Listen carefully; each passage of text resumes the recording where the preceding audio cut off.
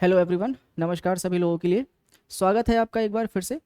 Thumbnail देख के आपने समझ ही लिया होगा कि डीआई की स्पेशल क्लास है आज।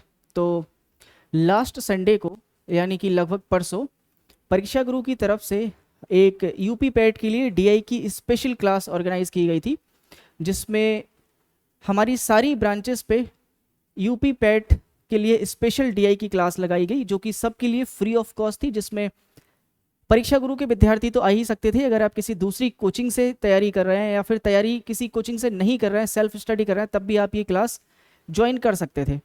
अगले संडे को, नेक्स्ट संडे को फिर से डीआई की ही एक स्पेशल क्लास रखी जाएगी, यानी उसी का जस्ट अगला पार्ट। तो आप में से जो भी लोग इंटरेस्टेड हो वो आ सकते हैं। और जैसे कि मैंने प्रॉमिस किया था लास्ट ऑफलाइन क्लास में कि जो भी आपकी डीआई की क्लास आज हो रही है, यही क्लास को हम ऑनलाइन भी लेके आएंगे। तो वही उसी चीज़ को फॉलो करते हुए मैं आज ये डीआई की क्लास आप लोगों के सामने रख रहा हूँ। ठीक है, तो शुरुआत करेंगे बिना किसी टाइम वेस्ट के। और हम यहाँ पे देखेंगे कि डीआई की एक्चुअल में सबसे पहले ये समझने की कोशिश करेंगे कि डीआई की टाइप होते कितने हैं। तो मैं वन बाई वन जल्दी से एक बार टाइप को डिस्कस कर ले रहा हूँ। तो पहला टाइप आपका है, पहला टाइप आपका होता है एक सेकंड रुक जाओ। हाँ जी, तो पहला टाइप आपका होता है एक पाई चार्ट। बहुत ही फेमस डायग्राम बनता है ये।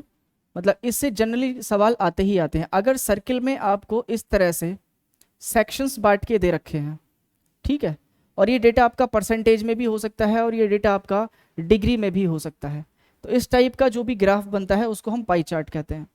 दूसरा एक होता है आपका बार ग्राफ। सर ये बार ग्राफ क्या होता है? बार ग्राफ का मतलब इस टाइप से आपका एक डायग्राम बना होगा और उसमें ऐसे करके खंबे लगा रखे होंगे। समझ गए मेरी बात? तो इस टाइप से जो भी डायग्राम बनता है वो आपका क्या होता है? बार ग्राफ होता है। ठीक है, इतनी बात समझ में आई होगी। तीसरा होता है एक आपका लाइन ग्राफ। क्या सर? Line graph. अब ये लाइन ग्राफ क्या चीज़ है भाई? तो ऐसे करके एक डायग्राम होगा और उस डायग्राम में लाइनें खींची होंगी इस टाइप से, ऐसे करके। ठीक है, इस टाइप से जो आपका ग्राफ बनाया जाता है उसको हम लाइन ग्राफ कहते हैं। यहाँ पे कुछ मेजरमेंट्स दिए होते हैं इस टाइप से, और यहाँ पे भी कुछ मेजरमेंट्स दिए होते हैं, और ये यहाँ पे वैल्यूज़ हमको कैलकुलेट करनी पड़ती है। तो इस टाइप का जो भी ग्राफ बनता है उसे हम क्या बोलते हैं? Line graph. ठीक है, इतनी बात मुझे लग रहा है समझ में आई होगी, कोई दिक्कत परेशानी नहीं। अच्छा, इसके अलावा एक होता है आपका टेबुलर फॉर्म, या हम कह सकते हैं टेबल ग्राफ। टेबल ग्राफ, अब टेबल ग्राफ में क्या चीज़ें होती हैं? ऐसे करके एक टेबल बना दी जाएगी आपको, जैसे आपने देखा होगा एक्सेल शीट बनती है, उसी तरह से एक टेबल बना दी जाएगी और उसमें इंफॉर्मेशन को रखा जाएगा या डेटा को रखा जाएगा। ठीक है, इतनी बात समझ में आई होगी आपको। तो ये होता है टेबल ग्राफ। अच्छा, एक और टाइप है जिसे हम कहते हैं रेडार डायग्राम। रेडार डायग्राम या फिर रेडार ग्राफ। तो ये आज तक के इतिहास में केवल एक बार पूछा गया है, और वो भी बैंकिंग में, और वो भी पीओ के एग्जाम में। क्योंकि ये बैंक ओरिएंटेड है, बहुत टफ दिखने में भी होता है, करने में तो मैं नहीं कह सकता बहुत ज़्यादा टफ होता है, लेकिन ना तो ये कभी दोबारा पूछा गया है और ना ही पूछे जाने की उम्मीद है। तो ये तो आपके सिलेबस से बाहर है, रेडार डायग्राम तो आपके में नहीं आएगा। बाकी ये कि ये चार चीज़ें जो हैं, जनरली मैं वही टाइप डिस्कस कर रहा हूँ जो आपसे ज़्यादातर पूछे जाते हैं, जो कि लास्ट प्रीवियस ईयर एग्जाम में पूछे गए हैं। तो उसी को टारगेट करते हुए हम आज की क्लास ऑर्गेनाइज कर रहे हैं, या फिर आज की क्लास हमने रखी है। तो हम सिर्फ उतनी ही बात करेंगे और सिर्फ उतना ही काम करेंगे जितना आपके लिए ज़रूरी है, जो पूछा जाएगा। ना फालतू में पढ़ाऊंगा, और ना मैं आपसे कहूँगा कि आप फालतू की चीज़ें ऐसी पढ़ के जाओ जो आपकी एग्जाम ओरिएंटेड नहीं है। सिर्फ नॉलेज लेने के लिए पढ़ के जाना वो अलग बात होती है। तो आपको नॉलेज नहीं लेना है, आपको सिर्फ एग्जाम पास करना है, विद्वान नहीं बनना है। ठीक है, तो शुरुआत करते हैं सवाल नंबर पहले से। देखो,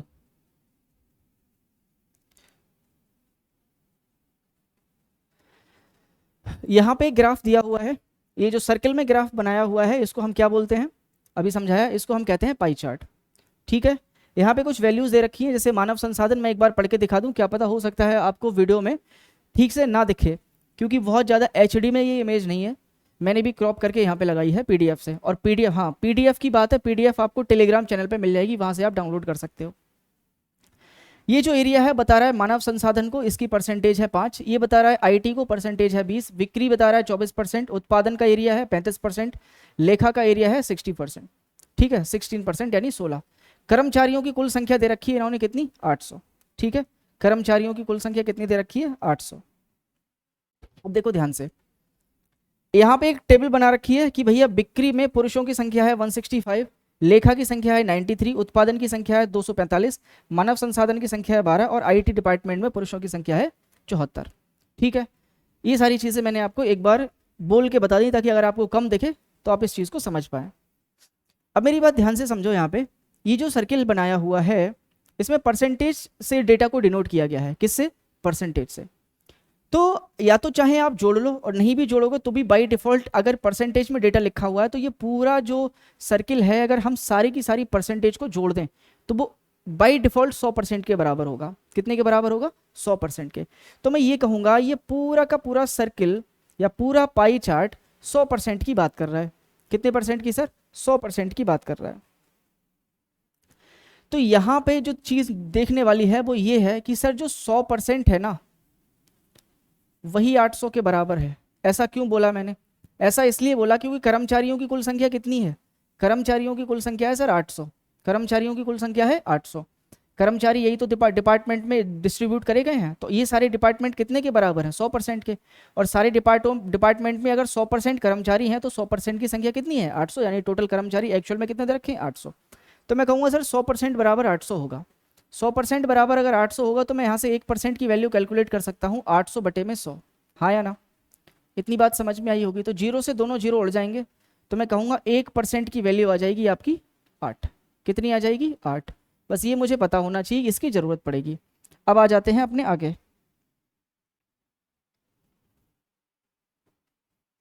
देखो सवाल नंबर पहला ये कहता है कि मानव संसाधन विभाग में काम करने वाली महिलाओं की संख्या, फिर से समझो, मानव संसाधन विभाग में क्या चाहिए, काम करने वाली महिलाएं यानी फीमेल।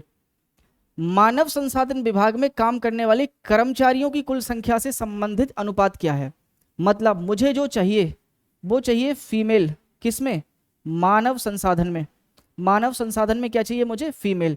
और मानव संसाधन में ही मुझे क्या चाहिए, total, total employ, total employ यानी कि कुल कर्मचारी। हिंदी इंग्लिश दोनों का यूज करूंगा मैं, कुल कर्मचारी, ठीक है, कुल कर्मचारी। तो फीमेल कैसे निकालूंगा सर, यहाँ पे मेरे साथ मुझसे बात हो रही है किसकी, मानव संसाधन विभाग की। तो मानव संसाधन विभाग देखो आपका यहाँ है, ठीक है, मानव संसाधन विभाग आपका नीचे दे रखा है। मैं थोड़ा डिफरेंट पेन सिलेक्ट करूं जो कि आपका वाइट एंड ब्लैक दोनों पे काम आए। ऐसा कौन सा पेन हो सकता है, ग्रीन चलेगा, ठीक है। तो देखो मानव संसाधन विभाग में ये 12 क्या है सर, ये 12 है पुरुष। टोटल जनसंख्या मानव संसाधन विकास की कितनी है सर, टोटल जनसंख्या मानव संसाधन विकास की है 5%। कितनी है, 5%। भाई मुझे पता है 1% की वैल्यू 8 है, तो 5% की वैल्यू कितनी हो जाएगी सर, 5% की वैल्यू हो जाएगी 40। यानी मानव संसाधन विकास में, मानव संसाधन विकास में कुल मिला के कर्मचारियों की संख्या हो गई 40, ठीक है। अब 40 में से 12 कौन है, 40 में से सर 40 में से 12 है पुरुष, 40 में से 12 कौन है, पुरुष। तो बाकी बची हुई कौन होंगी, फीमेल। तो यहाँ पे मैं फीमेल निकाल सकता हूँ। यहाँ पे फीमेल कैसे निकलेंगी, कुल मिला के थे 40, 40 में से 12 हटा दो, कितने हटा दें 40 में से 12, तो 10 में से 2 गया 8 बचा। बिल्कुल कैलकुलेशन 1 बाई 1 करके दिखा रहा हूँ, मैं चाहूँ तो डायरेक्ट लिख सकता हूँ ताकि आपके दिमाग में सारी चीज़ें घुसे। 10 में से 2 गए 8, यहाँ 3 में से 1 गया 2, तो मैं क्या बोलूँगा सर 28। 28 क्या हो गया, ये फीमेल हो गई, क्या हो गई, फीमेल यानी कि औरतें। पुरुषों की संख्या दे रखी थी 12, टोटल संख्या थी 40, 40 में से 12 हटा दोगे कितना बचेगा, 28। ये 28 कौन है, फीमेल है। और हमें जो रेशियो निकालना है वो भी किसका है सर, हमें जो रेशियो निकालना है वो फीमेल और कुल कर्मचारी का है। तो फीमेल मैंने अभी निकाली कितनी, 28, और अनुपात इसका निकालना है कुल कर्मचारी। कुल कर्मचारी कितने हैं? 40। क्या ये कट जाएगी वैल्यू? जी बिल्कुल कट जाएगी। 4 सत्ते 28 और 4 धाम 40, यानी 7:10। क्या ऑप्शन में दे रखा है? जी बिल्कुल दे रखा है। ऑप्शन नंबर ए मेरा सही उत्तर हो जाएगा। बात समझ में आई? मुझे लग रहा है बहुत आसान सवाल था और ये चीज़ आपको क्लियर हुई होगी। तो क्यों ना फिर आगे बढ़ा जाए। अगला सवाल नेक्स्ट क्वेश्चन है कि बिक्री विभाग में काम करने वाले पुरुष कर्मचारियों की संख्या का बिक्री विभाग में कर्मचारियों की कुल संख्या का प्रतिशत बताएं। यानी कि बिक्री विभाग में काम करने वाले पुरुष कर्मचारी निकालने हैं। बिक्री विभाग में काम करने वाले पुरुष कर्मचारी कितने हैं? 165। ठीक है, तो ये कितना है आपका? 165। अच्छा, इनकी जो संख्या है वो बिक्री विभाग में ही कर्मचारियों की कुल संख्या का कितना प्रतिशत है? तो बिक्री विभाग में कर्मचारियों की कुल संख्या, बिक्री विभाग में कर्मचारियों की कुल संख्या कितना है? 24%। कितना है? 24%। और 1% की वैल्यू मैंने आपको बताई थी। 1% की वैल्यू कितनी बताई थी सर? 1% बराबर था 8, क्योंकि ये 800 किसके बराबर था? 100% के। तो 1% बराबर कितने के होगा? 8 के। तो 24% बराबर होगा 24 गुणा में 8। तो 8 चौक 32, 8 दूनी 16, 16 और 3 19, यानी 192। यानी बिक्री विभाग में कर्मचारियों की कुल संख्या कितनी होगी? 192। तो बस मुझे ये कैलकुलेट करना है कि ये 165 192 का कितना प्रतिशत है। ठीक है, तो जिसके बारे में पूछा गया होता है वो चीज ऊपर, और जिसके रिस्पेक्ट में बात हो रही है, जिससे तुलना की जा रही है, वो वैल्यू नीचे। अब यहाँ पे लिखा है कि बिक्री विभाग में कर्मचारियों की कुल संख्या का जो वर्ड है, का हो गया या फिर से हो गया, ये वर्ड जिसके साथ में लगा होता है समझ लो उसी से तुलना की जा रही है। तो मैं कहूंगा नपॉन में कौन सी चीज आएगी? कुल कर्मचारी। और कुल कर्मचारी कितने हैं? 192। बस इसको मुझे सॉल्व कर लेना है। तो क्या ये 3 से कटेगा? 9 और 1 10, 10 और 2 12, ये 3 से कट जाएगा। 6 और 1 7, 7 5 12, 3 से कट जाएगा। देखो तो काट लो। 3 पंजे 15, 1 बचा, और 3 पंजे 15, 1 बचा, 15 हो गया, और 3 पंजे 15। ठीक है, ये भी 3 से कटेगा। 3 6 18 और 3 चौक 12। अब नहीं कटेगा है ना, ये कट जाएगा। अब ये कटेगा इधर, तो ये 4 से काट दें। 4 एकम 4, 4 एकम 4, और 4 छंग 24। ठीक है, 16 चौका 64, और ये 4 से कटेगा। 25 चौका 100। क्या अब कट पाएगा? तो 55 गुणा में 25 डिवाइडेड बाई 16, इसको कैलकुलेट करेंगे तो अपना आंसर बनेगा। कटेगा जरूर क्योंकि पॉइंटों में आंसर आ नहीं रहा है। ठीक है, एक बार कैलकुलेशन करके देखो कितना आएगा। यूनिट डिजिट में 5 आ रहा है। अनुपात लगभग में भी लगभग बात नहीं हुई है। ठीक, कैलकुलेट करो एक बार जल्दी तेजी से।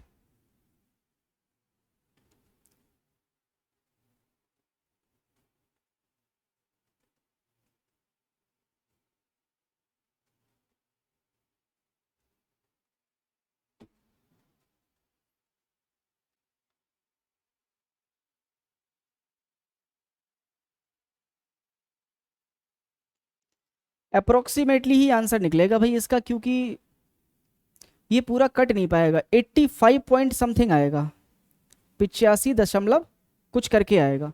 तो 85 तो ऑप्शन है नहीं। अब 85 पॉइंट समथिंग आएगा तो हम 86 की तरफ जा सकते हैं, यानी 86% इसका सही उत्तर हो जाएगा। बात समझ में आई आपको? भाई इसकी कैलकुलेशन करनी थी, इसके अलावा और कुछ था नहीं। तो इसकी कैलकुलेशन 85 पॉइंट समथिंग आएगा, और 85 पॉइंट समथिंग ऑप्शन में है नहीं, तो हम 86 की तरफ जाएंगे। एक्चुअली में यहाँ पे ना इनको देना चाहिए था, लगभग करके आंसर पूछना चाहिए था, क्योंकि ये लगभग में ही आएगा। एग्जैक्टली 86% नहीं आया, लेकिन 86% के पास में था। ठीक है भाई, तो आगे बढ़ जाते हैं।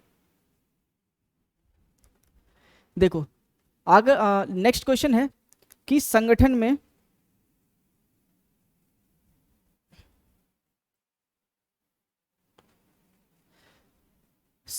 काम करने वाले कर्मचारियों की कुल संख्या। संगठन का मतलब है ये पूरा एक संगठन ही तो है, एक ऑर्गेनाइजेशन ही तो है। उस ऑर्गेनाइजेशन में विभिन्न डिपार्टमेंट्स में चीजों को बांट रखा है। ठीक है, तो संगठन का मतलब ये पूरी चीजें। तो संगठन में काम करने वाले कर्मचारियों की कुल संख्या में आईटी विभाग में काम करने वाली महिलाओं का प्रतिशत क्या है? तो आईटी विभाग में कुल जनसंख्या निकालो पहले।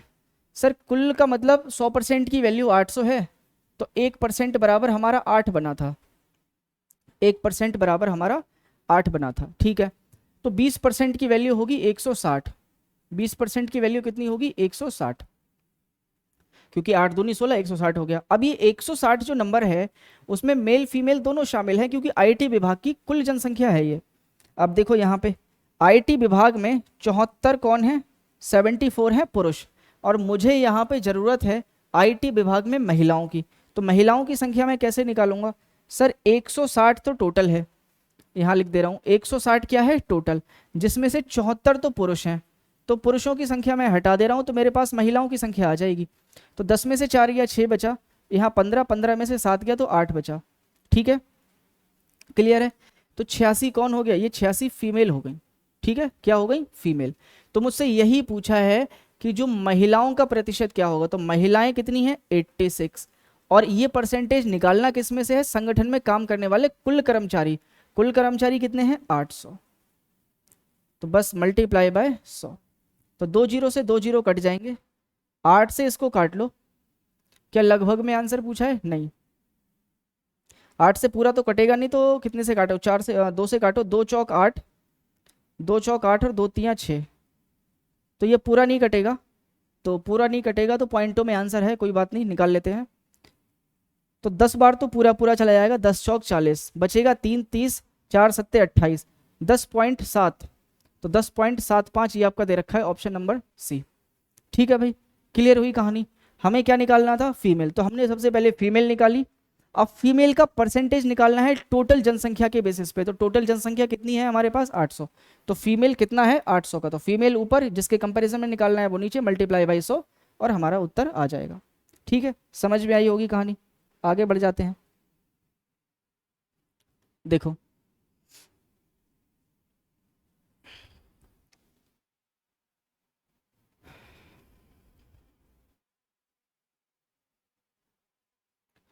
क्या ब्लू पेन दिखेगा, नहीं दिखेगा, तो ग्रीन ही इस्तेमाल करना पड़ेगा, ठीक। अगला देखो, बिक्री विभाग में पुरुषों की संख्या का उस विभाग में काम करने वाली महिलाओं की संख्या से अनुपात बताना है। यानी जो बिक्री वाला डिपार्टमेंट है, बिक्री वाले डिपार्टमेंट में ही सबसे पहले आपको चाहिए पुरुषों की संख्या, तो बिक्री डिपार्टमेंट में आपको पुरुष निकालने पड़ेंगे, और बिक्री डिपार्टमेंट में ही आपको क्या निकालनी पड़ेंगी, महिलाएं, बिक्री डिपार्टमेंट में ही क्या निकालो, महिलाएं, और इन दोनों का क्या ले लो, रेशियो, चलो निकालते हैं। मुझे पता है 100 की वैल्यू 800 थी, तो 1 की वैल्यू 8 होगी, हाँ या ना, ये बात हम स्टार्टिंग से ही समझते आ रहे हैं पहले सवाल से। मुझे बिक्री वाले डिपार्टमेंट में आना है, बिक्री वाला डिपार्टमेंट 24% है, 1% बराबर 8 के है, तो 24% कितने के बराबर होगा, 24 अट्ठे 192, ठीक है, 8 चौक 32 और 8 दूनी 16, 16 और 3 19, यानी 192 बिक्री डिपार्टमेंट की टोटल जनसंख्या थी, ठीक है। अब बिक्री डिपार्टमेंट में मुझे क्या चाहिए, फीमेल भी चाहिए, तो बिक्री डिपार्टमेंट में मैं फीमेल कैसे निकालूंगा, सर मेरे पास कुल जनसंख्या है 192, अब इस कुल जनसंख्या में से मैं पुरुषों की जनसंख्या हटा देता हूँ, पुरुषों की जनसंख्या है 165, इसको माइनस कर लो, तो 12 में से 5 गया बचे 7, यहाँ रह गया आपका 8, 8 में से 6 गया तो कितना बचा 2, तो ये 27 कौन होंगे सर, ये 27 फीमेल हैं, क्योंकि 192 टोटल था, 165 पुरुष थे, तो टोटल में से पुरुष हटा दिए, 27 क्या बच गई, महिलाएं। तो बिक्री विभाग में पुरुषों की संख्या है 165 और महिलाओं की संख्या है 27, काट लो, 3 से पक्का कटेगा, 3 पंजे 15, 3 पंजे 15 और ये 3 नेम 27, अब क्या 3 से कट, अब किसी से नहीं कटेगा, क्योंकि 55 सिर्फ 11 से कटता है और 5 से कटता है, तो 5 से और 11 से ये कट नहीं पाएगा, तो 55:9 सही उत्तर होगा, जो कि हमारा ऑप्शन नंबर डी में दे रखा है, ठीक है। देखो कुछ नहीं करना होता है, जैसे जैसे सवाल कहे वैसे वैसे ही करते रहो, यकीन मानो चुटकियों चुटकियों में सवाल निकलेगा। लेकिन अगर आप सिर्फ रट्टा मारना चाहते हो कि बस मुझे चीज़ें रट के समझ में आ जाएं, तो भैया कदापि नहीं हो पाएगा। अगला सवाल देखो, लेखा और उत्पादन विभाग में काम करने वाले कर्मचारियों की कुल कितनी है? लेखा और उत्पादन विभाग में कार्यरत कर्मचारियों की कुल कितनी है? ये क्या बात हुई? लेखा और उत्पादन विभागों में कार्यरत कर्मचारियों की कुल संख्या कितनी है? यहाँ पे कुल संख्या होना चाहिए, जो कि नहीं आया है। ठीक है, क्या होना चाहिए? कुल संख्या कितनी है? ये मिसप्रिंट है, फिर से समझ लो। लेखा और उत्पादन दोनों विभाग में काम करने वाले कर्मचारियों की कुल संख्या कितनी है? देखो, लेखा विभाग, देखो लेखा विभाग कहाँ है मेरा? ये है। मुझे पता है 100 की वैल्यू 800 है, तो 1% की वैल्यू 8 होगी। ठीक है, 1% की वैल्यू 8 होगी। तो 16% की वैल्यू 16 गुणा में 8, 16 अट्ठे 8 छंग 8 छंग 48, और 8 एकम 8, 8 और 4 12, यानी 16 अट्ठे 128। ठीक है, तो लेखा विभाग में काम करने वाले कुल कर्मचारियों की संख्या है 128। लिख लो यहाँ पे। तो जो लेखा विभाग है उसमें कुल मिला के 128 कर्मचारी काम कर रहे हैं। दूसरा विभाग मुझे चाहिए उत्पादन वाला, तो उत्पादन वाला विभाग मेरा ये रहा। 1% की वैल्यू है 8, तो 35% की वैल्यू हो जाएगी 35 गुणा में 8, यानी 8 पंजे 40। ठीक है, ये पॉइंट नहीं है, पॉइंट लग गया है यहाँ पे, ये पॉइंट नहीं होगा। 8 पंजे 40 और 8 तियाँ 24, 24 और 4 28, 280। 8 पंजे 40, 4 8 तियाँ 24 और 4 28, यानी 280 मेरे पास कौन से होंगे? जो उत्पादन विभाग में काम करते होंगे। तो इसको मैं लिख लेता हूं, उत्पादन विभाग में काम करने वाले लोग हैं मेरे पास में 280। बस मुझे इनकी टोटल जनसंख्या चाहिए, यानी दोनों का जोड़ चाहिए। तो ये बन जाएगा 8, 8 और 2 10, और 2 और 1 3, 3 और 1 4, 408। ऑप्शन नंबर कौन सा सही हो जाएगा? सी। ऑप्शन नंबर सी में क्या दे रखा है आपका? 408। ठीक है, कोई दिक्कत परेशानी का सामना मुझे लग रहा है यहाँ तक आपको करने की ज़रूरत नहीं है, क्योंकि अब तक की सारी चीज़ें बिल्कुल आसानी से निकलती चली जा रही हैं। बस एक सवाल में अप्रोक्सीमेटली आंसर आना था, जो कि उन्हें लिख के देना चाहिए था लगभग, तो वहाँ पे हमने 85 पॉइंट समथिंग था, बस उसी को 86 माना है, बाकी सारी चीज़ें एक्यूरेट हो रही हैं। ठीक है भाई, यहाँ तक कोई दिक्कत परेशानी नहीं। अगला सवाल देखते हैं, ये नया क्वेश्चन है। ठीक है, ग्राफ नंबर 2। इसको कौन सा ग्राफ बोलते हैं हम? सर ये है हमारे पास में बार ग्राफ। कौन सा ग्राफ है? Bar graph. चलो, कह रहे हैं निम्नलिखित ग्राफ को पढ़िए और उत्तर दीजिए। किसी देश का व्यापार घटा, ये व्यापार है और उसमें जो भी घाटा हुआ है उसको यहाँ पे मेंशन किया गया है, और जो भी घाटा है वो करोड़ रुपए में है। किस में है? करोड़ रुपए में। ठीक है, आ जाओ आगे। पहला सवाल यह है कि 2019 में घाटा 2016 में घाटे का लगभग कितने गुना था? देखो, 2019 में जो भी घाटा हुआ है, किसमें? 2019 में, वो 2016 के घाटे का कितना है? तो जिससे कंपैरिजन होता है वो वैल्यू तो नीचे आती है। अरे हाँ या ना? तो जिसके बारे में पूछा है, किसके बारे में पूछा है? कि 2019 में जो घाटा हुआ वो ऊपर, 2016 में घाटे का किसके साथ में लग गया? 2016 के साथ में। तो कंपैरिजन किसके साथ हुआ? 2016 के साथ में, तो 2016 की वैल्यू नीचे। अब 2019 का घाटा देख लो। 2019 में घाटा हुआ है 4200 का, बटे 2016 में घाटा हुआ है 2800 का। बस इसको काट लेना है।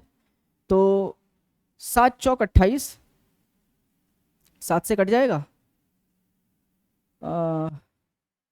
हाँ 7 छंग 42, और कटेगा 2 दूनी 4, 2 तियाँ 6, यानी 3/2। जब मैं 2 से 3 को भाग दूंगा तो 1.5 बार जाएगा। 2 एकम 2, भाई 2 एकम 2, बचा 1, पॉइंट लगा के 0 बढ़ जाएगा, हो जाएगा 10, और 2 पंजे 10। तो मैं कहूँगा 1.5 गुना मेरा सही उत्तर होगा। कितना भैया? 1.5 गुना। और 1.5 गुना कहाँ दे रखा है? ऑप्शन नंबर बी में। कोई दिक्कत परेशानी नहीं। जिसके बारे में पूछा है वो ऊपर लिखो, और जिससे कंपैरिजन कराया जा रहा है वो नीचे लिखो। सॉल्व कर लो, उत्तर आ जाएगा। ठीक है, चलो आगे बढ़ जाएं। नेक्स्ट कह रहे हैं 2015 में के घाटे की तुलना में 2019 में घाटे में प्रतिशत वृद्धि कितनी थी? 2015, और किसका निकालना है? 2019। 2015 में घाटा देखो सर, 2015 में घाटा हुआ है 2100 का, तो हमने क्या लिख लिया? 2100 लिख लिया। आगे देखो, 2019 में घाटा हुआ है 4200 का। रेशियो निकालेंगे, 0 से 0 कट जाएगा, 21 एकम 21, 21 दूनी 42, ठीक है। 1:2 का अनुपात आया किसमें, 2015 और 2019 में। पूछा क्या है वो देखो कि 2015 में जो भी घाटा हुआ है, 2015 में घाटे की तुलना में 2019 में घाटा कितने प्रतिशत बढ़ गया। तो सबसे पहले तो प्रतिशत में बढ़ी हुई चीज तभी निकालोगे जब आपको ये पता चल जाएगा एक्चुअल में कितना बढ़ा है। तो ओरिजिनल में कितना बढ़ गया देखो, 1 यूनिट, ठीक है। तो परसेंटेज में कितना बढ़ेगा, सर ये जो 1 यूनिट बढ़ा है वो बढ़ा किस पे था, 1 पे। इस 1 पे 1 बढ़ा तभी तो 2 हुआ, तो जिस पे बढ़ा है वो नीचे, और परसेंटेज निकालने के लिए क्या करते हैं, 100 से मल्टीप्लाई। तो 1 से 1 कट जाएगा, बराबर कितना आएगा, 100%। तो हम ये कहेंगे 2015 की कंपेयर में 2019 में घाटा 100% बढ़ गया, यानी ऑप्शन नंबर बी के साथ जाएंगे। क्लियर इतनी चीज। देखो जो भी आपके डाउट हो आप आराम से कमेंट करके पूछ सकते हो, ठीक है। हालांकि रिकॉर्डेड क्लास है, लेकिन फिर भी अगर आप कमेंट करोगे तो मैं आपके कमेंट पढ़ूंगा अगली क्लास में, फिर उसका आंसर कर दिया जाएगा। अगला देखो, निम्नलिखित में से किस वर्ष में घाटे की प्रतिशत वृद्धि उसके पिछले वर्ष की तुलना में सबसे अधिक थी। देखो भाई 2200 से 3100 हुआ है, 2200 से 3100 हुआ है, तो 2200 में 800 जोड़ोगे 3000, यानी यहाँ पे 9 की वृद्धि हुई है। कितने की, 900 की वृद्धि हो गई। यहां पे देखो 700 की वृद्धि हुई है, यहां तो कमी हुई है, वृद्धि नहीं हुई है। हमें तो वृद्धि निकालना है, यानी बढ़ोतरी निकालना है। यहां देखो 2600 से 3600 हुआ है, तो मैं कहूंगा 1000 की वृद्धि हो गई। 3600 से 4200 हुआ है, यानी कि 600 की वृद्धि हो गई, और यहां तो कमी हुई है। तो सबसे ज्यादा इंक्रीमेंट यहां नजर आया 1000 का, यही सबसे बड़ी वैल्यू है। तो मुझसे यही तो पूछा जा रहा है कि प्रतिशत वृद्धि सबसे ज्यादा पिछले वर्ष की तुलना में कहां हुई है, लेकिन यहां पे परसेंटेज वृद्धि की बात हुई है। सिर्फ और सिर्फ ये पूछा जाता कि वृद्धि सबसे ज्यादा कहां हुई है, तब तो मैं ये आंसर करता। लेकिन मुझसे पूछा जा रहा है परसेंटेज इंक्रीमेंट, यानी कि ये 900 बढ़ा है कितने पे, 2200 पे। 900 बढ़ा है 2200 पे, तो परसेंटेज की वैल्यू क्या आएगी। देखो पहला केस था सर 900 बढ़ गया 2200 पे, इसका ये कितना प्रतिशत हुआ। एक तो हमें ये कैलकुलेट करना है क्योंकि हमें परसेंटेज में चाहिए ना। यहाँ पे 700 बढ़ा है 2100 पे, 700 बढ़ा है 2100 पे, तो परसेंटेज वैल्यू कितनी आएगी ये कैलकुलेट करना है। तीसरी चीज़ है 1000 बढ़ा है 2600 पे, 1000 बढ़ा है 2600 पे, तो परसेंटेज में वैल्यू कितनी आएगी। अगला है मेरे पास 600 बढ़ा है 3600 पे, 600 बढ़ा है 3600 पे, तो परसेंटेज में इसकी वैल्यू क्या आएगी। ठीक है, अब खुद देखो ये 0 से 0 जाएंगे कट, यहाँ भी 0 से 0 जाएंगे कट, यहाँ भी 0 से 0 कट, यहाँ भी 0 से 0 कट। अब जिसकी परसेंटेज वैल्यू सबसे ज्यादा आएगी उसी के बेसिस पे आंसर निकलेगा। देखो तो मैं क्या काम करूं, अगर 22 से 900 को काटूंगा तो अगर मैं इसको 22 ना कह के 20 कह दूं, क्योंकि 20 अप्रोक्सीमेट मान लेता हूं मैं, अगर मैं इसको 20 कह दूं तो 0 से 0 जाएगा कट, और 2 से 90 को मैं भाग दूंगा तो 45 दूनी 90 होते हैं, 45 दूनी 90 होते हैं, यानी कि 45% आंसर मेरा तब आएगा जब मैं इसको 20 से भाग करूंगा, लेकिन मुझे 22 से डिवाइड करना है। अब यहाँ पे एक समझने वाली चीज़ ये है कि मैंने क्या काम किया, जो वैल्यू बड़ी थी उसको छोटा करके भाग दिया, जो वैल्यू बड़ी थी उसको छोटा करके भाग दिया। तो किसी भी संख्या में आप वैल्यू को छोटी करके भाग दोगे तो जो उसका भागफल होगा वो बड़ा आएगा, तो ये क्या होगा, बड़ा आ गया, यानी कि इसकी जो परसेंटेज है वो 45 से छोटी आएगी। कितनी आएगी, 45 से छोटी। सेम काम यहाँ करो, इस 21 को आप 20 कह दो, 21 को क्या कह दो, 20। अगर यहाँ 20 बोल दूंगा तो 0 से 0 जाएगा कट, 70 को 2 से भाग करोगे तो आंसर आएगा 35%। लेकिन ये 35% वैल्यू बड़ी हुई है क्योंकि मैंने संख्या को घटा के भाग दिया है, घटा के भाग दिया है, तो इसका मतलब जो वैल्यू आई थी वो बड़ी थी, यानी ओरिजिनल आंसर 35 से छोटा होगा। तो इसीलिए मैंने 35 के नीचे नीचे को तीर लगा दिया, क्या, क्योंकि इसका जो एक्चुअल परसेंटेज आएगा वो 35 से छोटा होगा। अब मैं यहाँ की बात करता हूँ, अगर मैं इस 26 को 25 कह दूँ तो 25 से मैं इसको काटूंगा तो 25 चौका 100, लगभग 40% के बराबर आंसर आएगा। लेकिन ये वैल्यू 40% से क्या हो जाएगी, छोटी हो जाएगी, क्योंकि मैंने संख्या को छोटा करके भाग दिया है। तो जो भी आंसर होगा वो 40% से छोटा आएगा। ठीक है, आगे आ जाओ। ये है 36। 36 को मैं क्या करूं, 6 से काट लो पहले इसको, 6 छंग 36, और ये कट जाएगा आपका 100 बार। ठीक है, ये कट जाएगा 100 बार। अब मैं इसको कह देता हूं कि ये 5 है। अगर मैं इसको 5 मानूंगा तो ये कितने के बराबर चला जाएगा, ये आ जाएगा 20% के बराबर। लेकिन आंसर 20% से भी क्या हो जाएगा, थोड़ा छोटा होगा।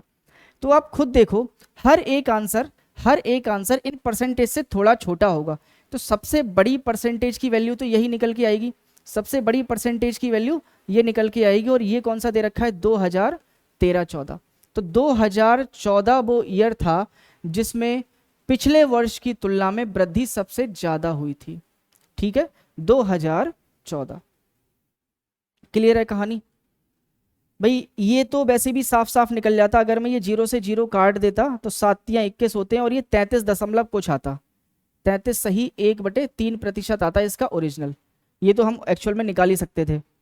अच्छा, इसका लगभग 40 से थोड़ा छोटा आएगा, तो बस यही है। ठीक है, यही है सही उत्तर हमारा 2014। तो मैंने यहाँ पे क्या काम किया, अप्रोक्सीमेटली वैल्यू कैलकुलेट कर ली। क्या चीज़, अप्रोक्सीमेट में वैल्यू कैलकुलेट कर ली। तो आप पेपर में अगर पूरी चीज़ें कैलकुलेट नहीं करना चाह रहे हैं तो आप अप्रोक्सीमेटली चीज़ों को सॉल्व कर सकते हैं। ठीक है, अप्रोक्सीमेटली चीज़ों को सॉल्व कर सकते हैं। कितना कम हो जाएगा, ये 4-5% कम हो जाएगा, फिर भी लगभग 40% के आसपास तो आएगा ही। तब भी तो हम यही मानेंगे कि परसेंटेज में यही सबसे ज़्यादा है। अब तुम खुद देखो, यहाँ पे इसका डिफरेंस सबसे ज़्यादा नहीं था, लेकिन फिर भी परसेंटेज में इंक्रीमेंट इसका सबसे ज़्यादा आया। तो आंसर हमारा क्या हो जाएगा, 2014। अगला सवाल, नेक्स्ट क्वेश्चन है 2015 तथा 2018। 2015 तथा जो 2018 में व्यापार के घाटे का अनुपात याद करो। कोई दिक्कत नहीं, 2015 इसका अनुपात चाहिए 2018 से। तो 2015 में देखो, 2015 में घाटा हुआ है 2100 का, इसका रेशियो निकालना है 2018 में हुए घाटे से, 18 में हुआ है 3600। क्या बताओ, ये कैलकुलेशन आप नहीं कर पाओगे? 2 0 से 2 0 फना, कितने से कट जाएगा, 3 से कट जाएगा, 3 सत्ते 21 और 12 तियां 36, 7:12 मेरा सही उत्तर हो जाएगा। किधर दे रखा है, ऑप्शन नंबर ए में। कुछ था इसमें, ऐसे ऐसे सवाल, इतने सरल सरल सवाल आपकी यूपी पैट में पूछे जाते हैं। और ध्यान रखना, मैथ्स के सेक्शन में यूपी पैट में डीआई का वेटेज ही सबसे ज़्यादा है। तो डीआई में अगर आप गलतियां कर रहे हैं तो आप ये समझे कि आप बहुत बड़ी गलती कर रहे हैं। आगे आ जाओ। वर्ष 2018 में घाटा, औसत घाटे का कितना प्रतिशत है? तो 2018 में कितना घाटा हुआ, हमें ये चाहिए। औसत घाटा कितना है, हमें ये चाहिए। तो औसत घाटा, सबसे पहले तो औसत घाटा निकालो। औसत कैसे निकालते हैं? औसत निकालने के लिए सर जितनी भी ऑब्जर्वेशंस दे रखे हैं उन सबका सम कर दो। तो मुझे पता है हर किसी के लास्ट में 2 0 तो है ही, हर किसी के लास्ट में 2 0 हैं ही। तो मैं सिर्फ और सिर्फ ओरिजिनल वैल्यू लिख ले रहा हूँ। पहले की है 22, दूसरे की है 31, तीसरे की है मेरे पास में 21, फिर है 28, 26 प्लस में 36 प्लस 42 प्लस 26। इन सबको जोड़ना है और भाग करना है कितने से, 1 2 3 4 5 6 7 8। टोटल ऑब्जर्वेशन कितने हैं, 8। देखो 6 2 8, 8 और 6 14, 14 और 6 20, 20 और 8 28, 28 और 1 29, 29 और 1 30, 30 और 2 32। हासिल कितने लगे, 3। तो 3 और 2 5, 5 और 3 8, 8 और 2 10, 10 और 2 12, 12 2 14, 14 और 3 17, 17 और 4 21, 21 और 2 23 बटे 8। हमें पता है 2 0 तो इसके लास्ट में लगने ही है। भाग कर लो तो कितनी बार 8 से कटेगा, 8 दूनी 16, 8 3 24 ज़्यादा हो जाएगा, 8 दूनी 16। कितना बचा, ये बचेगा आपका 7। कितना हो गया, 72। 8 नेम 72, बाकी 2 जीरो आपके ऐसे ही आ गए। तो औसत कितना निकल के आया सर? औसत निकल के आया 2900। ठीक है, अब हम आ जाते हैं अपने मेन सवाल पे। तो 2018 में जो भी घाटा हुआ है उसका परसेंटेज निकालना है। 2018 में घाटा हुआ है कितना? 3600। तो 2018 में जो भी घाटा हुआ वो था 3600। ये औसत घाटे का कितना प्रतिशत है? तो औसत घाटा हमारे पास कितना है? 2900। ये 2900 का कितना प्रतिशत है? जीरो से जीरो उड़ जाएंगे। अगर मैं इसको थोड़ी देर के लिए 30 कह दूं, थोड़ी देर के लिए 30 बोल दूं, तो ये जीरो से जीरो उड़ जाएगा और 3 से 36 कट जाएगा कितनी बार? 12 बार, यानी आंसर 120 आएगा। 120। लेकिन ये 120 आंसर कब आया है? जब 29 को मैंने 30 कह दिया, संख्या को मैंने बढ़ा दिया, संख्या को मैंने बढ़ा दिया। अब मैं किसी संख्या को बढ़ा के भाग दे रहा हूं तो भागफल छोटा हो जाएगा। भागफल क्या हो जाएगा? छोटा। जैसे मान लो मैं 10 को या 2 से भाग दूं और एक बार 10 को 3 से भाग दूं। एक्चुअल में 2 से भाग देना था, लेकिन अगर मैं 3 से भाग दे रहा हूं तो जो भी भागफल आएगा भाग करके वो छोटा हो जाएगा कि बड़ा? सर इसमें हो जाएगा छोटा, क्योंकि 3 से भाग दिया तो हो जाएगा क्या? छोटा। यानी मैंने संख्या को बढ़ा के भाग दिया है तो आंसर 120 आया है, जो कि छोटा आया है। तो एक्चुअल में सही वाला आंसर इससे थोड़ा सा बड़ा होगा। तो थोड़ा सा बड़ा होगा तो मतलब कितना होगा? 125। ये होता है अप्रोक्सीमेशन, जो कि डीआई में बहुत जरूरी चीज़ है। अगर आप 29 से भाग देते तो यकीन मानो 1 मिनट लगाते या कम से कम आधा मिनट लगाते इसको कैलकुलेट करने में, लेकिन जब वहीं इसको मैंने अप्रोक्सीमेटली करके क्या बोल दिया? 30। तो मुझे पता है मेरा 120 आया, संख्या को बढ़ा के भाग दिया है तो आंसर ये क्या हो गया होगा? छोटा। तो जो सही वाला आंसर होगा वो इससे थोड़ा सा बड़ा होगा। तो सही वाला आंसर फिर क्या होगा मेरा? 125। ठीक है, बात समझ में आई आपको? आगे आ जाओ। Graph number 3। अब यहाँ पे आपको शायद दिख नहीं पा रहा हो, लेकिन मैं यहाँ लिख दे रहा हूँ, ये बता दे रहा हूँ। यहाँ लिखा हुआ है quantity in lakh, quantity in lakh. तो ये जो वैल्यू दे रखी है 0, 10, 20, 30, 40, 50, 60, ये है आपकी किसमें? लाख में। और यहाँ पे ये ब्लू वाला जो है, यहाँ पे क्या है? ब्लू वाला। ब्लू वाला सिंबल बता रहा है, ब्लू वाला सिंबल बता रहा है एक्स को, रेड वाला बता रहा है बाई को, और ग्रीन वाला बता रहा है जेड कंपनी के बारे में। ठीक है, आ जाओ अपने सवाल पे। तो 1998 में कंपनी जेड के उत्पादन और 1996 में कंपनी, अब यहाँ पे सवाल में एरर है, कंपनी कौन सी कंपनी की बात कर रहा है? एक्चुअली में मुझे याद आ गया, जब मैंने ये सवाल क्लास में करवाया था तब भी इसमें एरर बताई थी। क्यों? क्योंकि यहाँ पे किस कंपनी की बात हुई है उस कंपनी का नाम नहीं दिया है। तो इस वाले सवाल में क्या है? प्रिंटिंग एरर है, तो इसको छोड़ देंगे। ठीक है,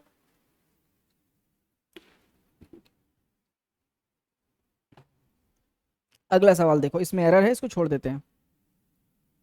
देखो अगला सवाल है 1998 से 2000 की अवधि में कंपनी एक्स के औसत उत्पादन, कंपनी एक्स का क्या निकालना है? एवरेज का। उसी अवधि में कंपनी बाई के औसत उत्पादन का अनुपात क्या होगा? यानी एक्स का औसत निकालना है और बाई का औसत निकालना है। ठीक है, एक्स का औसत निकालना है और बाई का औसत निकालना है। कौन कौन से ईयर में? 1998 से 2000। 1998 से 2000 मतलब इनके बीच में। तो एक्स वाली जो चीज है वो ब्लू वाले सिंबल से डिनोट हो रही है, यानी ब्लू वाला खंबा उसको बता रहा है। अब क्योंकि ये ब्लू वाला 1998 में 20 और 30 के ठीक बीच में है, तो मैं कहूंगा ये है एक्स, ये है बाई। तो एक्स में सबसे पहले दे रखा है 25, क्योंकि 20 और 30 के बीच में है तो 25 है। यहां एक्स की वैल्यू दे रखी है 50, प्लस यहां पे एक्स की वैल्यू दे रखी है आपकी 40, तो प्लस का 40। और औसत निकालने के लिए कितने से भाग करना पड़ेगा? 3 से। ठीक है, तो ये होगा हमारा एक्स का औसत। अब आ जाते हैं बाई पे। सेम अवधि की बात हो रही है बाई की। तो बाई यहाँ पे देखो रेड वाले सिंबल से डिनोट हो रहा है, तो यहाँ पे बाई बनेगा अपना 35। तो ये हो गया 35, प्लस दूसरे में बाई दे रखा है मेरा 40, तो ये हो गया 40, प्लस तीसरे वाले में बाई दे रखा है मेरा 50, तो ये हो गया कितना? 50। और भाग करना पड़ेगा 3 से, क्योंकि मुझे चाहिए एवरेज। अब क्योंकि मुझे औसत निकालना है तो ये 3 से 3 जाएगा कट। ठीक है, जो चीज़ कॉमन होती है वो तो कट जाती है एवरेज में। अब देखो 50 और 25 कितना हो गया? 75। 75 और 40, तो 75 और 40 कितना बनेगा? 115।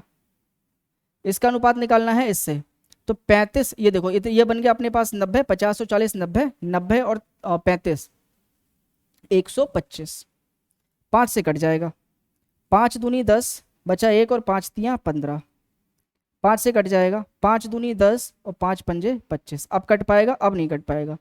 तो 23:25, 23:25 ऑप्शन नंबर ए में दे रखा है, बस यही हमारा सही उत्तर होगा। उम्मीद करता हूँ ये चीज़ भी समझ में आ गई होगी आपको। ठीक है, तो बस ये ध्यान रखना है कि जो भी चीज़ कॉमन होगी उसको पहले ही काट लो, इसको सॉल्व करने की ज़रूरत नहीं थी, टाइम खराबी होती और इससे ज़्यादा कुछ नहीं। ठीक है, आ जाओ आगे। एक बार सवाल पढ़ लो ध्यान से। भाई 1999 में वर्ष 1996 की तुलना में कंपनी बाई के उत्पादन में कितने प्रतिशत की वृद्धि हो गई? तो क्या निकालना है? 1999 से 1996 में, ठीक है, 1999 में 1996 की कंपेयर में कंपनी बाई का जो भी उत्पादन हुआ है उसमें कितना इंक्रीमेंट हुआ।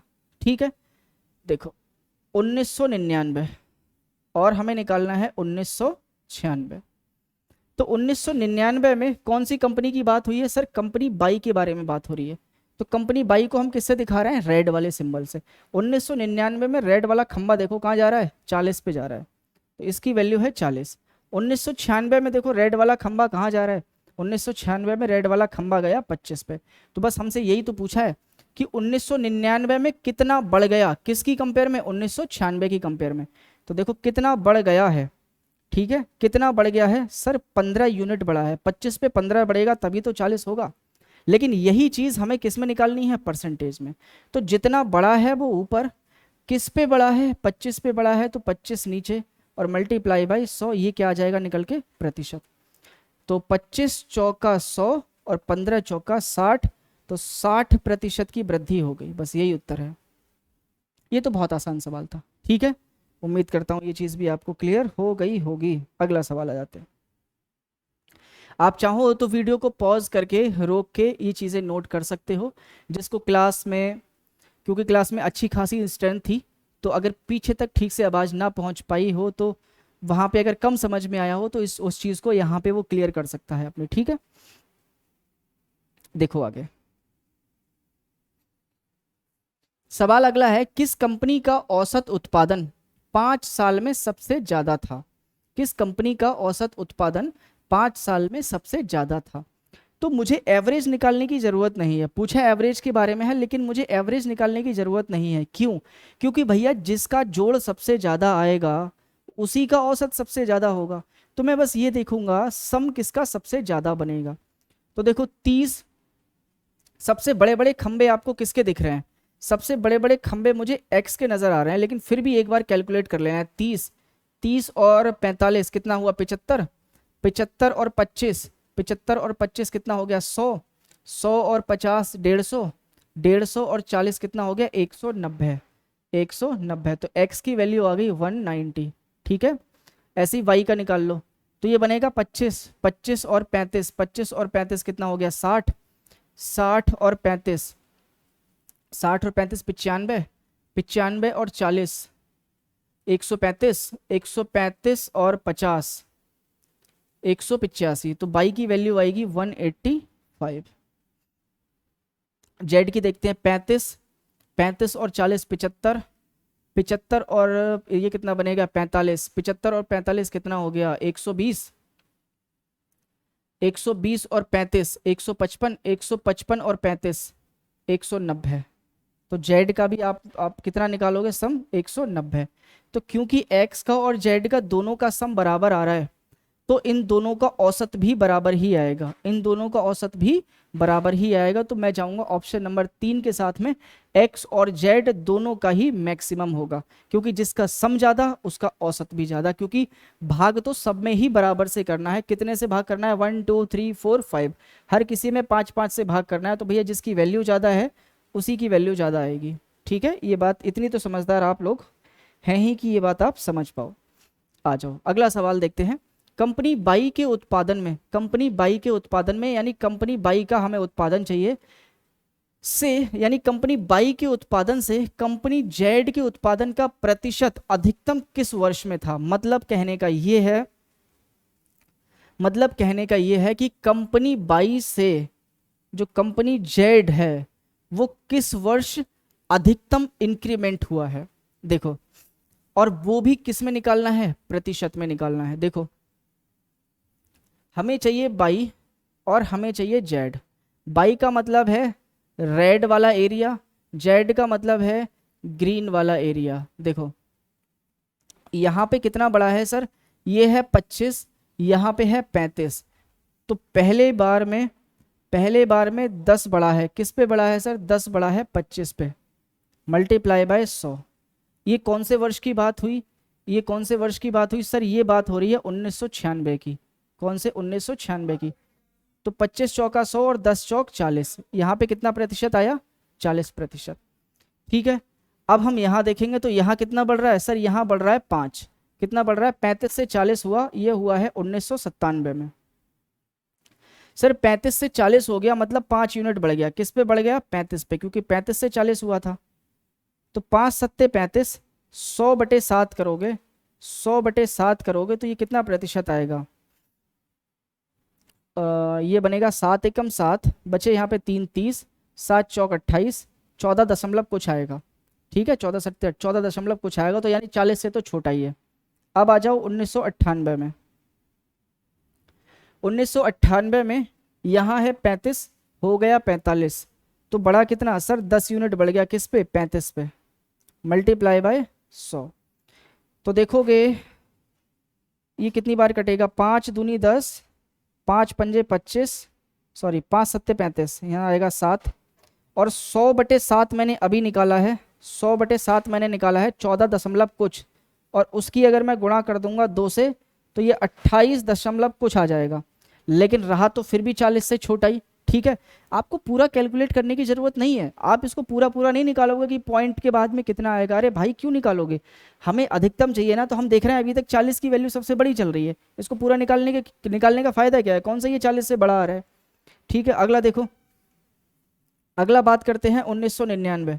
तो 1999 में तो वैसे ही कुछ नहीं निकाल पाएंगे, क्यों, क्योंकि यहाँ पे घट रहा है ना कि बढ़ रहा है। बात करें 2000 में, तो 2000 में भी घट रहा है ना कि बढ़ रहा है, तो बढ़ोतरी सिर्फ 1996, 1997 और 1998 में हुई थी। तो हमें निकालना है अधिकतम किस वर्ष था, यानी मैक्सिमम किस वर्ष था। तो मैक्सिमम वाला कितना है, 40%, और ये कौन से साल हुआ है, ये 1996 में। तो 1996 मेरा सही उत्तर हो जाएगा। बात समझ में आई, बात समझ में आई। लेकिन इतनी कैलकुलेशन करने की जरूरत नहीं थी, क्यों, आप ये देख लो, आप ये देखो, ये अपॉन में जो वैल्यू जहां पे सबसे छोटी आएगी, मोस्ट प्रोबेबली आंसर उसी का ज्यादा बड़ा आएगा, क्योंकि जितना छोटे संख्या से भाग दोगे आंसर उतना ही बढ़ के आएगा। और सबसे कम छोटी संख्या से यहीं भाग दिया जा रहा था, क्योंकि यहीं पे बेस वैल्यू आपकी कितनी थी, 25 थी। तो ये छोटी छोटी बातें हैं जो आपके क्वेश्चंस करने से ही होंगी। जितने ज़्यादा सवाल आप डील करोगे, जितने ज़्यादा सवालों की क्वेश्चंस की प्रैक्टिस करोगे, उतनी ही चीज़ें आपकी क्लियर होंगी, और पिक्चर जो है उतनी ही क्लियर होती जाएगी आपके दिमाग में, और नए नए तरीका, नए नए आइडियाज़ आपको तभी आएंगे। ठीक है, अगला सवाल और करें, चलो एक क्वेश्चन और डिस्कस कर लेते हैं, फिर आज की क्लास में इतना ही रखेंगे, आगे की क्लास में इसके बाद डिस्कस करेंगे। ये एक और पाई चार्ट दे रखा है, ये है royalty, printing cost, promotion cost, binding, paper cost, transportation cost. ये एक किताब को बनाने में जितना खर्चा हुआ है उसकी कॉस्टिंग दी हुई है। ठीक है, आ जाओ इधर, कह रहे हैं पुस्तक की कीमत लागत मूल्य से 120% अधिक है। लागत मूल्य का मतलब एक किताब बनाने में, मान लो मैंने एक किताब को बनाने में कितना खर्चा कर दिया, 100 रुपया।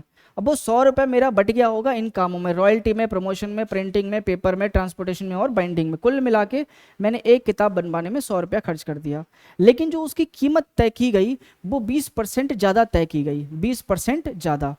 तो मतलब ये है कि जो उसकी लागत थी, क्या थी भैया, लागत आई थी 100, लेकिन उसकी जो कीमत है वो रख दी गई कितना, 20% ज्यादा, यानी 120। फिर कहते हैं कि उसका अंकित मूल्य 180 है। पुस्तक का अंकित मूल्य यानी मार्क प्राइस कितना है, 180। अरे भैया जो कीमत है ना वही तो मार्क प्राइस है, क्यों, लागत आई थी 100 रुपए की, अगर उसमें मैंने प्रॉफिट शामिल कर दिया और एक कीमत डिफाइन कर दी तो वो क्या हुई, वो अंकित मूल्य पे ही, अंकित मूल्य तो हुई, यानी उस कीमत पर मैं वो बेचना चाहता हूँ। पैकेट पे उतना मार्क कर दिया, कितना 120, तो मैं कहूँगा जी यही अंकित मूल्य है। और अगर यही अंकित मूल्य है तो 120 की वैल्यू बराबर हो जाएगी किसके, 180 के।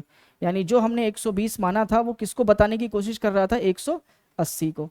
तो यहाँ से 1 यूनिट की वैल्यू मैं कैलकुलेट कर पाऊंगा 180 डिवाइडेड बाई 120।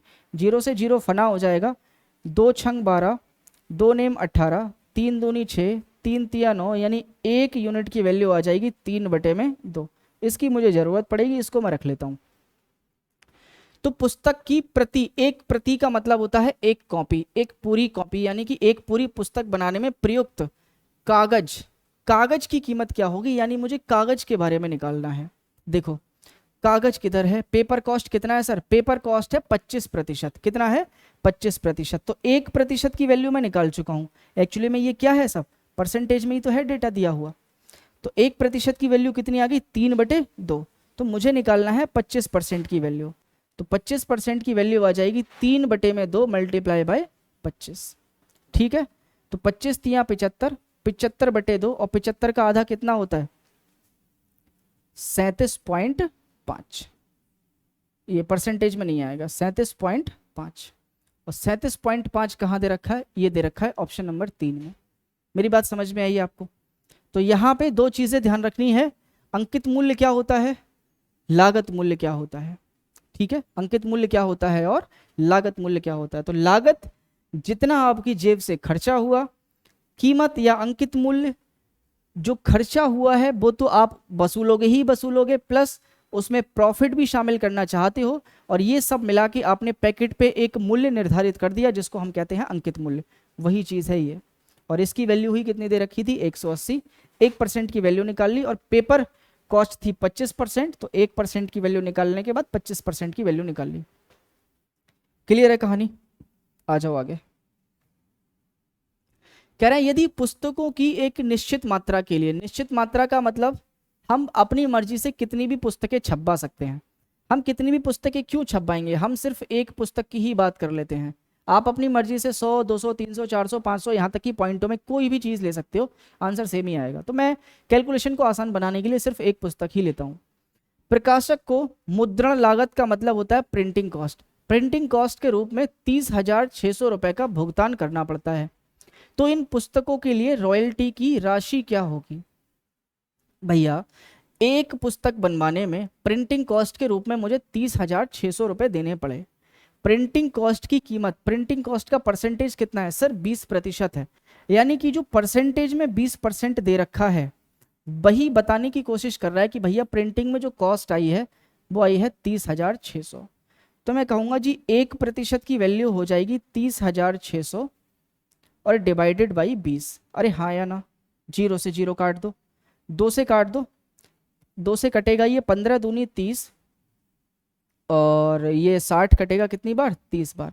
तो 1530, 1530 के आएगा 1% की वैल्यू। लेकिन मुझे निकालनी है पुस्तकों के लिए रॉयल्टी की राशि क्या होगी, और रॉयल्टी का परसेंटेज कितना है, 15। तो जब 1% 1530 को बता रहा है तो मुझे निकालना है 15% की वैल्यू। 15% की क्यों, क्योंकि सर 15% ही बता रहा है रॉयल्टी को।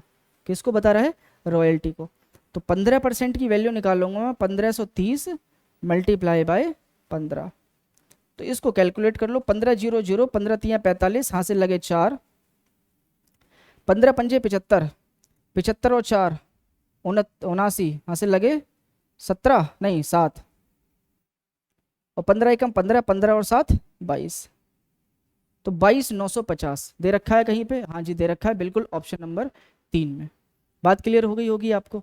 वो कह रहे हैं कि भैया पुस्तकों की एक निश्चित राशि, वो निश्चित राशि को आप 100 मान लो तो कैलकुलेशन और बढ़ जाएगी, 1 मान लो तो कैलकुलेशन छोटी हो जाएगी। तो मैं क्यों मानूं 100, मैं 1 मान रहा हूँ, मैं कह रहा हूँ एक ही पुस्तक छपवाई थी। ठीक है, मान लो ये सारा डेटा दे रखा है, एक ही पुस्तक का था, क्या फर्क पड़ता है, उसने निश्चित राशि की बात कर दी, मतलब मैं अपनी मर्जी से कुछ भी मान सकता हूँ। तो मैंने एक पुस्तक मानी ताकि कैलकुलेशन मेरी आसान बन जाए। ठीक है, अगला सवाल कह रहे हैं अगर 5,500 प्रतियों का मतलब होता है कॉपीज यानी पुस्तकें, 5,500 पुस्तकों को पब्लिश किया गया और उन पर परिवहन लागत का मतलब होता है ट्रांसपोर्टेशन चार्ज। ट्रांसपोर्टेशन चार्ज 82,500 रुपये था, तो पुस्तक का विक्रय मूल्य क्या होना चाहिए, यानी सेलिंग प्राइस क्या होना चाहिए, जिससे कि प्रकाशक जो होता है पब्लिशर उसको 25% का लाभ हो जाए। अब देखो ध्यान से, बहुत बेहतरीन सवाल है, कठिन नहीं है लेकिन दिखने में लंबा लग रहा है। देखो कैसे करेंगे भाई, मुझे पता है, क्या पता है कि भैया 82,500 रुपये ये ट्रांसपोर्टेशन चार्ज था। क्या चार्ज था? Transportation charge. ये चार्ज कितनी कॉपियों के लिए था? 5500 कॉपियों के लिए। तो मैं 5500 से इसको भाग कर दे रहा हूं। क्यों? क्योंकि मुझे एक पुस्तक का निकालना है कि एक पुस्तक पे ट्रांसपोर्टेशन चार्ज कितना आया। तो 2 जीरो से 2 जीरो जाएंगे उड़, किससे काटो? 5 से काट लो, ये 11 बार कटेगा, ये काटोगे तो 5 एकम 5 और 5 पंजे 25, ठीक है। 105/11 सही लिखा है। 5 एकम सॉरी गलत हो गया, ये गलत हो गया, गलत हो गया। 5 से काटो, 5 एकम 5 बचा 3 हो गया 32, 5 छक 30 बचा 2, 5 पंजे 25, 165, 165/11। ये नहीं कटेगा, ये नहीं कटेगा, कट जाएगा। 11 एकम कट गया, 11 एकम 11 कितने बचे? 5, 11 पंजे 55। तो ट्रांसपोर्टेशन चार्ज 15 रुपये पर कॉपी आया, 15 रुपये पर कॉपी, यानी एक पुस्तक बनाने में ट्रांसपोर्टेशन के रूप में मुझे 15 रुपये देने पड़े, हाँ या ना? 15 रुपये देने पड़े। लेकिन ट्रांसपोर्टेशन की कॉस्ट परसेंटेज में कितनी थी? सर ट्रांसपोर्टेशन की कॉस्ट परसेंटेज में थी 10%। कितनी थी? 10%। यहाँ कितनी निकल के आई सर? 15 रुपये निकल के आई। तो मैं कहूँगा कि जो चीज़ परसेंटेज में 10% दे रखी है उसी की वैल्यू रियल में कितनी है? 15 रुपया। तो 1% में बता सकता हूँ 15/10। तो ये 5 तियाँ 15 और 5 दूनी 10, मतलब 3/2। ये 1% की वैल्यू हो गई। सर मुझे 25% का लाभ कमाना है, सबसे पहले तो मैं 100% की वैल्यू निकाल लूँ या सीधा सीधा 125% की वैल्यू निकाल लो, दोनों ही बातें समान हैं। मैं आपको मतलब विस्तार से बता दे रहा हूँ एक बार। भाई पुस्तक अपने आप में 100% होगी, हाँ या ना? होगी। अगर पुस्तक अपने आप में 100% होगी और उस पर मुझे 25% का फायदा चाहिए, तो मतलब पुस्तक की कीमत मुझे करनी पड़ेगी 125। अरे हाँ या ना? 125 करनी पड़ेगी। भाई पुस्तक की कीमत 100% होगी, उस पर 25% का फायदा दे दो तो कितना बनाना पड़ेगा? 125। तो मैं कहूँगा अगर 1% 3/2 को डिफाइन कर रहा है तो 125% की वैल्यू कितनी होगी? तो 3/2 मल्टीप्लाई बाई 125। तो सॉल्व करेंगे, 5 तियाँ 15, 12 तियाँ 36, 36 और 1 37, यानी 375/2। इसको भी सॉल्व कर लो, पॉइंटों में आंसर जाएगा।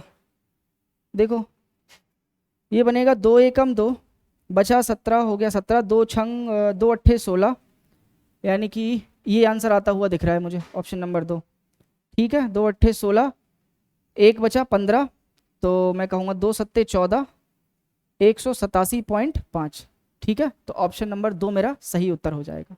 बात समझ में आई? फिर से समझ लो, ये जो 82,500 दे रखा था ये 5500 पुस्तकों का ट्रांसपोर्टेशन चार्ज था। तो 5500 से मैंने भाग कर दिया तो आया 15, ये निकल के आया एक पुस्तक का ट्रांसपोर्टेशन चार्ज। तो एक पुस्तक का ट्रांसपोर्टेशन चार्ज मैंने निकाल लिया 15 रुपया, और यही ट्रांसपोर्टेशन चार्ज परसेंटेज में कितना दे रखा था? 10%। तो मैं कहूँगा जो वैल्यू परसेंटेज में 10% है वही चीज़ रुपयों में 15 है, तो मैं कहूँगा 10% की वैल्यू 15 हो गई, 1% की वैल्यू 3/2 हो गई। अब क्योंकि मुझे 25% का लाभ चाहिए और पुस्तक अपने आप में 100% थी, तो उस पर 25% का प्रॉफिट दे दो, तो 100 वाली चीज़ 125 की हो जाएगी। तो इसीलिए मैंने सीधा 125 की वैल्यू निकाल ली, और 3/2 गुणा में 125, क्योंकि 1 बराबर 3/2 के है तो 125 हो जाएगा। 3/2 मल्टीप्लाई बाई 125 बराबर 187.5। क्लियर है कहानी? कोई दिक्कत परेशानी नहीं यहाँ तक? आगे बढ़ जाएं। कह रहे हैं पुस्तक पर रॉयल्टी प्रिंटिंग से कितना कम है। देखो